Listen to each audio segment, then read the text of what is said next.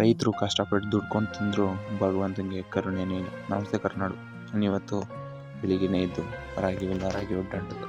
ನಾವು ರಾಗಿ ಒಡ್ಡಾಡಿ ಮುಗಿಸೋಷ್ಟೊಳಗೆ 10-10:30 ಆಗಿತ್ತು. ನಾನು ಆವಾಗಲೇ ಯಾಕೆ ಭಗವಂತನ ಕರುಣೆ ಇಲ್ಲ ಅಂದರೆ ನೋಡಿ, ನಾವೆಲ್ಲ ರಾಗಿ ಒಡ್ಡಾಡ್ತಾ ಇದ್ರೆ ಇಷ್ಟು ದಿನ ಹುಯ್ತಿರೋ ಮಳೆ ಇವತ್ತು ಬಂದು ಹುಯ್ತೈತೆ. ಇದಕ್ಕೆ ಅಲ್ವಾ ಅನ್ನೋದು ಬ್ಯಾಡ್ ಲಕ್ ಅಂತ. ಇಲ್ಲಿ ಹುಯ್ಯೋ ಮಳೆ ಹಿಡಿಯೋರು ಯಾರು ಅಂದ್ಬಿಟ್ಟು ನಾವು ನಮ್ಮ ಕೈಲಾದಷ್ಟು ಮನೇಲಿ ಇದ್ದಿದ್ದು ತಾರ್ಪಲೆಲ್ಲ ತತ್ತಿ ಮುಚ್ಚಿದ್ವಿ.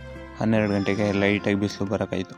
ಅದಕ್ಕೆ ನಾವು ಆಗೋದಾಗೋಗಿ ಅಂದ್ಬಿಟ್ಟು ಟ್ಯಾಕ್ಟ್ರಿನ ಹೊಡೆಯೋಕ್ಕೆ ಸ್ಟಾರ್ಟ್ ಮಾಡಿದ್ವಿ. ನಮ್ಮ ಕೆಲಸ ನಾವು ಮಾಡೋಣ ಅಂತ ರಾಗಿ ಹೊಡೆಯೋಕ್ಕೆ ಅಂತ ಮರ ಕಟ್ಟಿ ಮುಗೀತು. ಒಂದು ರೌಂಡ್ ರಾಗಿ ಹೊಡೆದು ಮುಗಿಸಾಕಾದ್ಮೇಲೆ ಮತ್ತೆ ಟ್ಯಾಕ್ಟ್ರಿ ಹೊಡಿತಿರ್ಬೇಕಾದ್ರೆ ಮತ್ತೆ ಬೆಳಿಗ್ಗಿನ್ನ ಜಾಸ್ತಿ ಮಳೆ ಬಂದೇ ಬಿಡ್ತು. ಈ ಸಾಹುಕಾರ ಜನ ಎಲ್ಲ ಮಳೆ ಬಿಸಿಲು ಬಂತು ಅಂದರೆ ನೆರಳಲ್ಲಿ ಕೂತ್ಕೋತಾರೆ.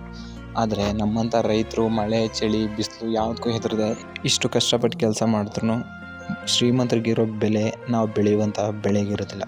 ಹೆಸರಿಗಷ್ಟೇ ರೈತ ದೇಶದ ಬೆನ್ನೆಲುಬು, ಇನ್ಯಾವುದೇ ಉಪಯೋಗವಿಲ್ಲ. ಹೀಗೆ ಕೂತ್ರೆ ನಾವು ಬೆಳೆದಿರೋ ಬೆಳೆ ಹಾಳಾಗುತ್ತೆ ಅಂದ್ಬಿಟ್ಟು ನಾವು ಮಳೆನೂ ಲೆಕ್ಕಿಸದೆ ನಮ್ಮ ಕೆಲಸನ ಸ್ಟಾರ್ಟ್ ಮಾಡಿದ್ವಿ.